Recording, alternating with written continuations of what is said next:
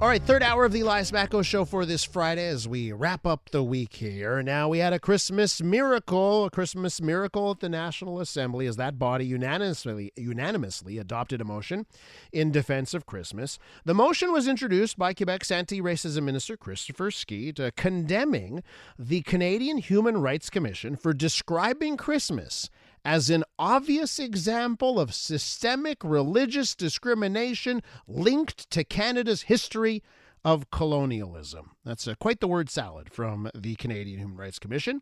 With more on this, let's go to Christopher Skeete, the minister responsible for the fight against racism. Mr. Skeete, Chris, my buddy from Dawson College. How you doing? A little under the weather, but good. I'm hearing that a lot, actually. A lot of the other under the weather stuff. Okay, first things first. Before we get to the motion you introduced, I want to ask you why you think there is a disconnect between what Canadians broadly believe and what Quebecers broadly believe and what the people at the Canadian Human Rights Commission believe. Well, I think it's an obvious example of what we've seen lately.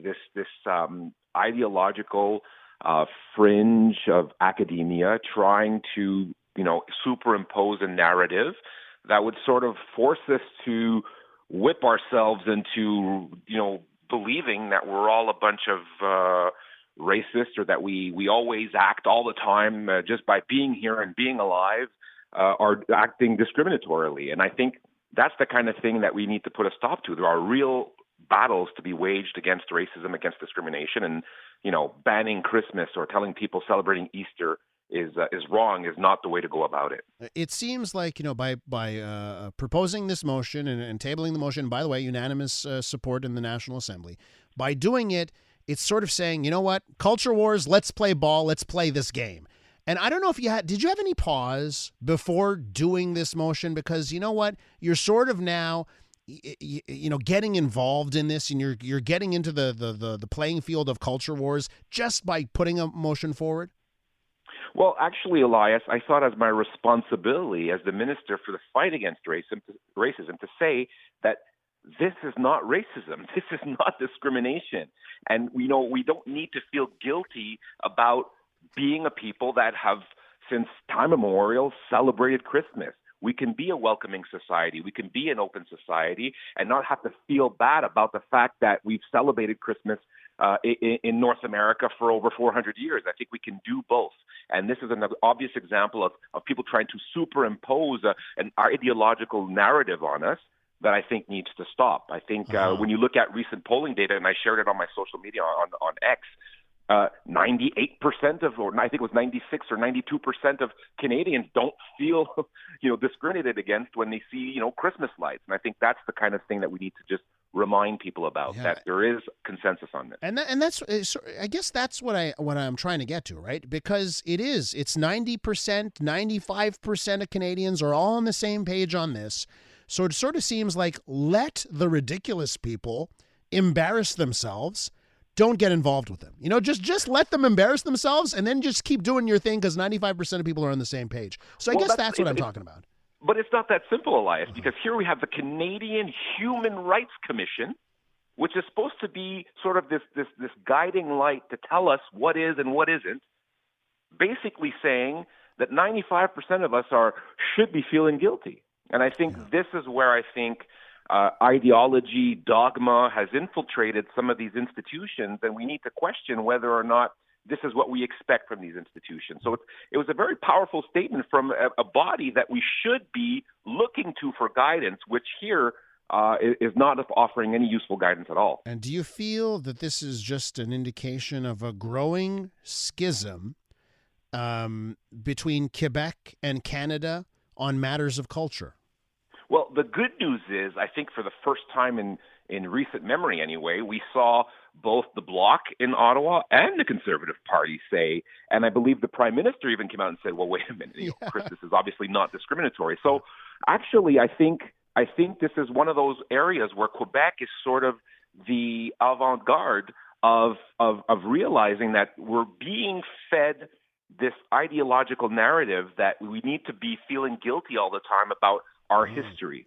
And I think overall, Western civilization hasn't been perfect by any means. I'm a colored man in Quebec, in Canada. I know all about that. But the reality is we don't need to throw our whole system under the bus just because we haven't been perfect. We need to address the imperfections of our system, and that's fine. But to say that Christmas and Easter is discriminatory, Elias, come on, man. Well, It's something that I had to push back against. Yeah, and listen, we are on the same page, right? Like we're in total agreement.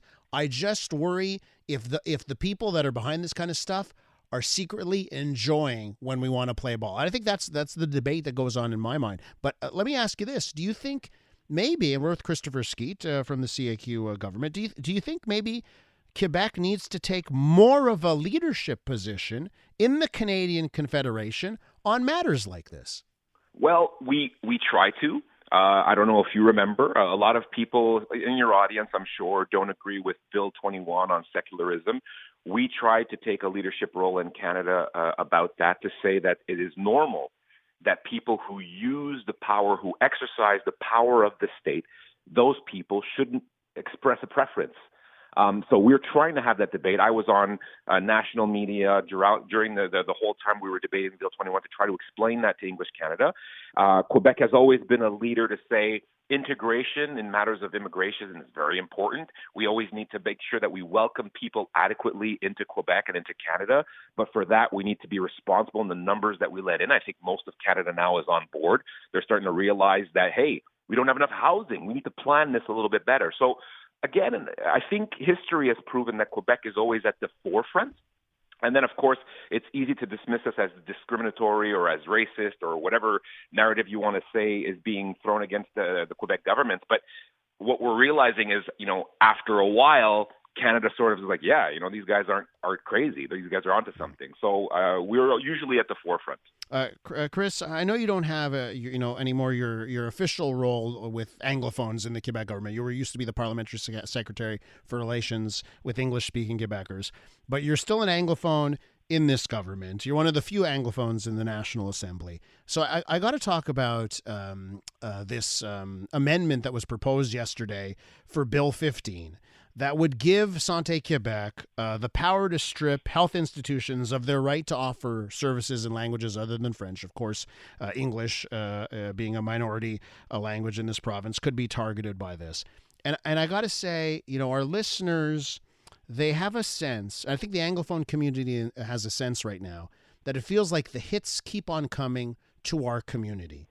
And I'm wondering, they feel under attack, and I don't sense any type of rapprochement. I don't sense any type of words coming from the government in the last little while to try and reach out to Anglophones to comfort them when they genuinely feel under attack. What's up with this amendment? And I know it's not your dossier. I know it's not your file, but obviously you're keeping track of the biggest health reform in Quebec's history. What do you say, Christopher, to the Anglos who are now feeling abandoned by the CAQ? Well, I would say that that they're not being abandoned. I think that in our government we are always listening to the population. A recent example of that is the fact that we're looking at what we can do to help Bishop keep doing well and keep doing what it's been doing very well in the region of Skeete. All due respect, Chris. The only reason we got there is because the government said, "Hey, here you go, Anglo institutions. Let's hammer you with the massive increase for out-of-province Canadians." Right? So, so hold on. That's not entirely the story. There are many reasons why that's not the case. The first one is the MNA, the local MNA, Geneviève Hébert, was front and center to explain the realities of bishops to people in our government. So she acted in an extraordinary manner to help distinguish Bishop from the larger question of the funding for universities. But beyond that, we are listening. We're going to be looking to see how we can better use the tools of the universities to teach French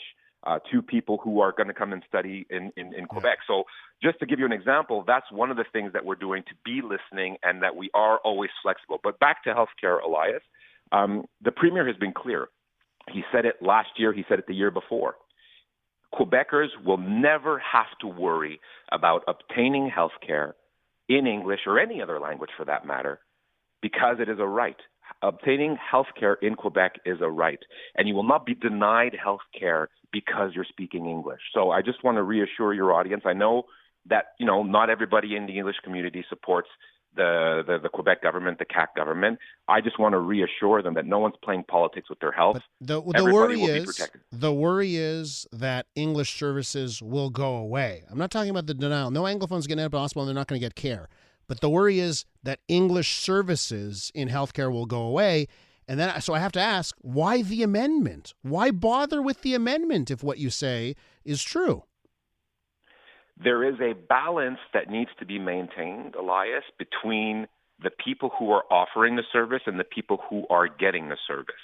Somebody who is an Anglophone as an individual, no matter where they're going in Quebec, even if they're an Anglophone, they will and must get services. However, in the way that we hire people who work in the hospitals, the question is, do we need to have people who are English speakers as employees?